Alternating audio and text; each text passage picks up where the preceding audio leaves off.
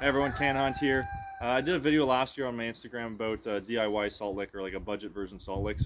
And I got a lot of interest, so I thought this year I'd go on YouTube, make an actual proper video, and just outline and explain how I do it.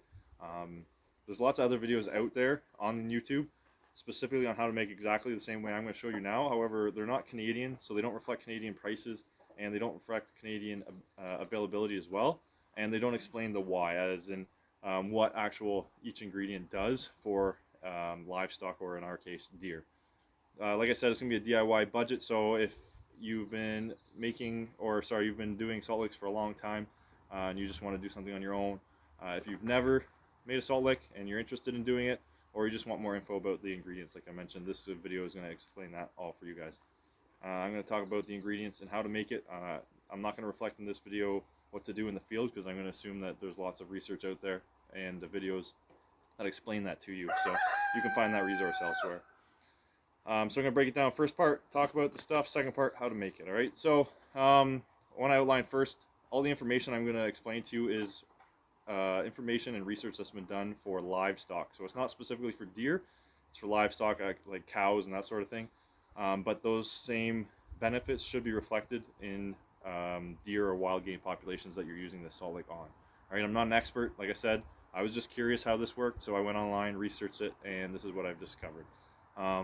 There's one article I found that was super useful. I'll link that in the description. You'll be able to read that for yourself and get all the information that I'm going to be telling you here. And like I said, it's for cattle. However, that should be reflected in a wild game populations, whether it be whitetail or other cervids, or like antlered animals. So you got moose, caribou, all that sort of thing. But like I said, that should be reflected in that. All right. So the first ingredient I'm going to talk about today, it's stock salt. What it is main benefit is for the nervous and muscular system of the animal. It helps retain water and creates a balance in the pH system of the animal. If you're not already tracking, salt helps retain water in the body. So obviously the more water you drink, the better your body functions. So in order to having that salt in your body is going to allow the animal to retain water better and to be able to have better nervous or muscular system function, like I said, right? One thing it's important to note about stock salt is it's stored in your soft tissues and your fluids, so it's going to be expelled by the body relatively quickly. All that means is that it's going to need constant replenishment. So that's why the deer is going to keep coming back and coming specifically for the salt, because it's going to leave their body relatively quickly. The second ingredient here is dicalcium phosphate. Its main two benefits are skeletal and milk production. They're going to be related. I'll kind of explain how that works. So storage of calcium obviously is in your bones. So what that is meant for is short-term dietary shortages. It allows your body to draw that calcium from your bones and use it in the body as necessary.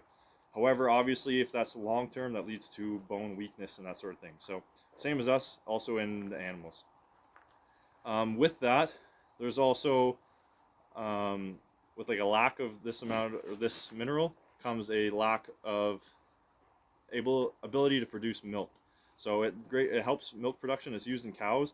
I think in the article it says that milk producing cows actually require 3 times more of this than a non-lactating cow, right? So it's very beneficial to them producing milk, and they're related because if the deer is not going to have enough dicalcium phosphate, it's not going to have enough in its bones or in its milk production. So that kind of relies on each other. If it's not got enough in its diet, it's going to start drawing off its bones and weaken the animal.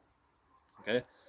In the natural world, the availability of calcium itself is going to be in alfalfa and soy. Those things tend to be relatively high. However, if you're eating a lot of corn, there's not a lot of calcium in that.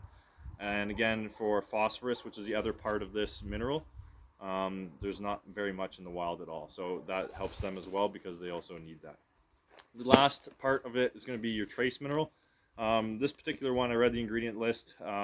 They all may be slightly different, however, they're achieving the same goal, and it's just a bunch of different smaller amounts of minerals that can be all found in this one. So this one includes zinc, copper, manganese, iron, cobalt, and there's a couple other ones, but they're less prominent in the actual product. So the benefits of that is going to range based on all the different ones that are in it. It includes enzyme and bacterial health, fertility and fetal development, immunity, and their ability to fight infections, and their blood health. So that's for the trace mineral. And like I said, pretty much all of these have a benefit across the board, and it's not just for bucks, but actually you'll notice that a lot of it also is for does. So it's going to help bucks, does, fawns, everything. And yeah, like I said, just overall health of the animals. And a lot of people relate these sort of thing as to trying to grow antlers on deer, make bigger antlers. However, like I said, it's going to benefit every population of the deer, not just your bucks and growing antlers. All right. So to get into making it, first, I went to a local store, like if you're livestock feed or a farm supply type store, they should have these things. If not, they probably can order it in. So first, we have the salt. It's available. It's a 25 kilogram bag. I paid $15 for this bag. Your second one is going to be your dicalcium phosphate, and I purchased this. It was again a 25 kilogram bag. Paid $30 for that one, and that's the most expensive part of the build. And then you have your trace minerals here, and then again 25 kilogram bag, paid $20 for that.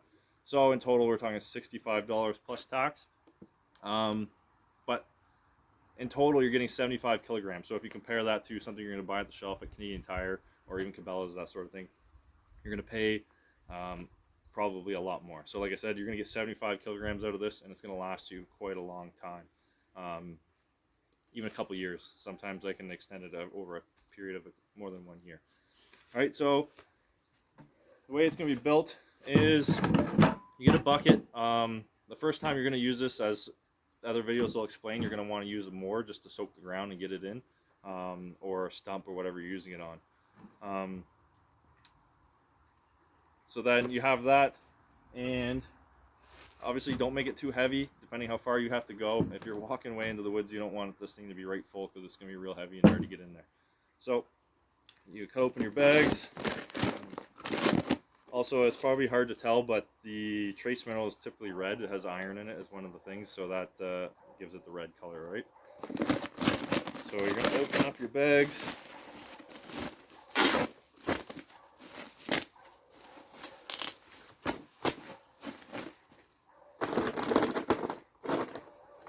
All right, so for the salt, and then you need a scoop also, sorry. So I have a feed scoop. Doesn't matter what you're using. It could literally be like a yogurt container or something like that, as long as you're using equal amounts in each scoop.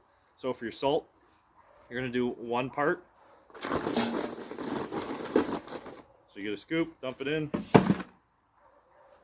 For your dicalcium phosphate, it's going to be 1 part as well. So you get a scoop of that, and you dump that in. And then for the trace mineral, you want 2 parts for that. So it's going to be 1, 1, and 2 as the ratio you want to keep. So you're going to do that 1 and 2. All right, you're going to just keep repeating that process until you have as much in there as you want. I suggest, I just have a screwdriver. You can use a stick, like a wood paint stirring stick or something, after you've added your ingredients each time. Just give it a stir, mix it in. It won't matter that much if you're dumping it on the ground and just raking it in, because it'll mix up that way, but it's just good to give it a bit of a stir and make that mixed up, all right?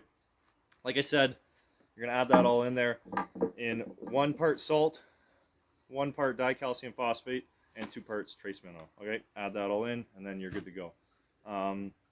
That's pretty much all from me. If you guys want, I can make another video about how I actually employ this in the field, whether what I'm trying to get deer, that sort of thing.